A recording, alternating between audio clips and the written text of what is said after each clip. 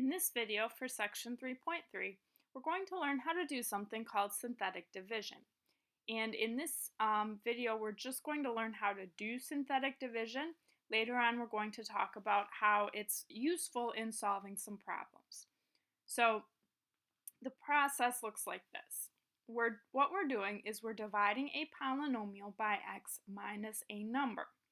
So looking at this example, if you remember learning long division back in elementary school, the thing that you're dividing goes under the division bar, and what you're dividing by goes on the outside.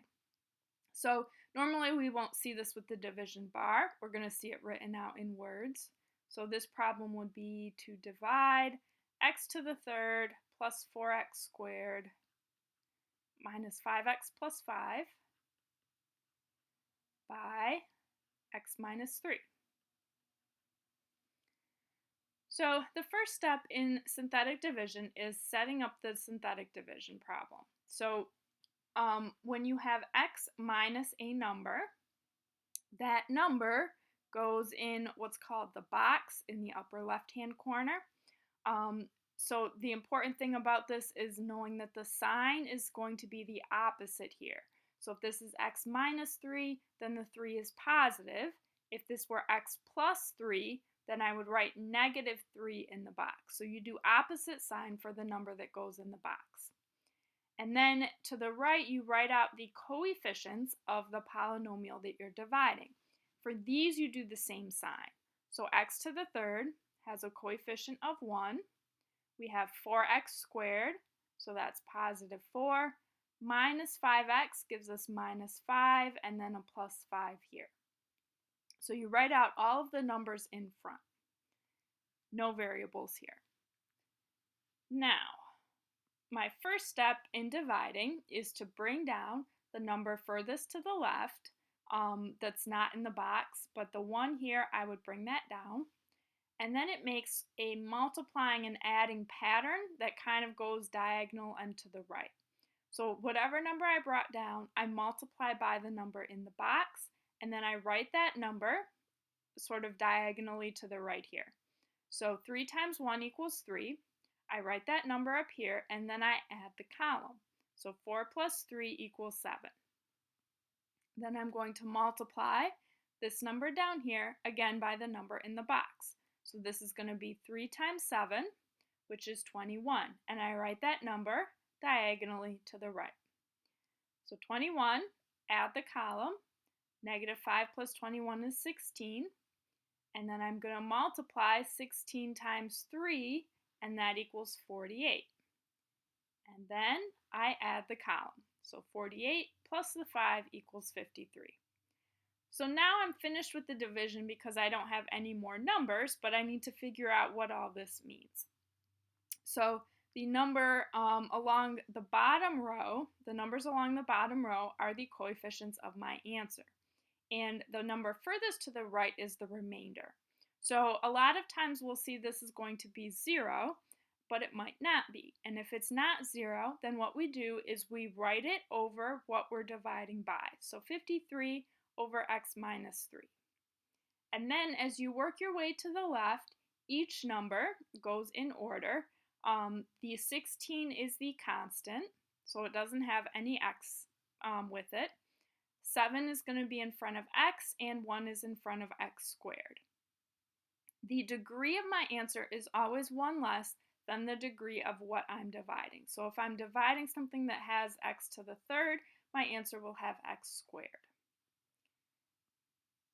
So we're going to do a few examples here just to kind of get the process down. It goes pretty fast once you get the steps.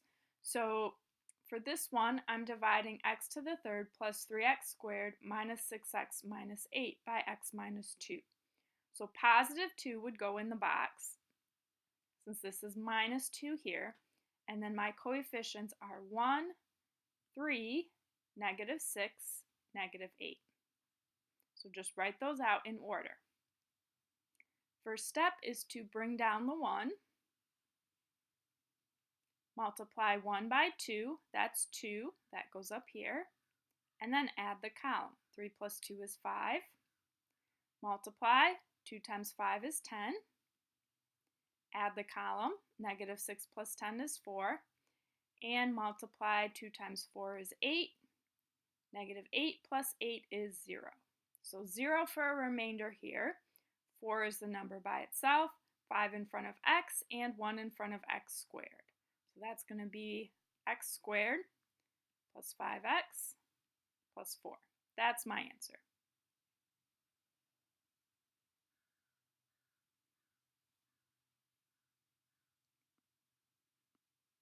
Another example here, this is dividing 3x to the third plus 14x squared plus 3x minus 20 by x plus 4.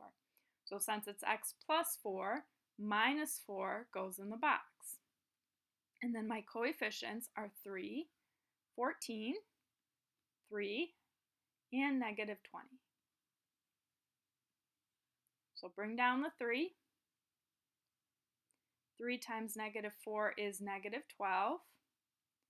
14 plus negative 12 would be positive 2. 2 times negative 4, negative 8. 3 plus negative 8 is negative 5. Negative 5 times negative 4 is positive 20. And then add those and that equals 0. So 0 for a remainder. We have negative 5, 2 in front of x, and 3 in front of x squared. So this is my answer. 3x squared plus 2x minus 5.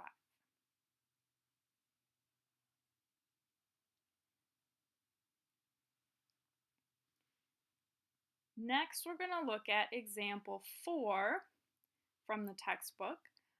So this one, we're dividing 5x to the third plus 6x plus 8 by x plus 2. So negative 2 is what's going to go in the box.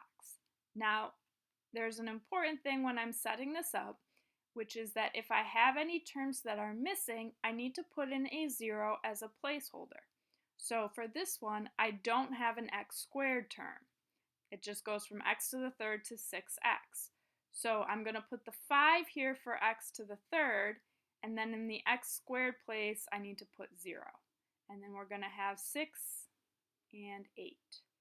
So whatever your largest exponent is,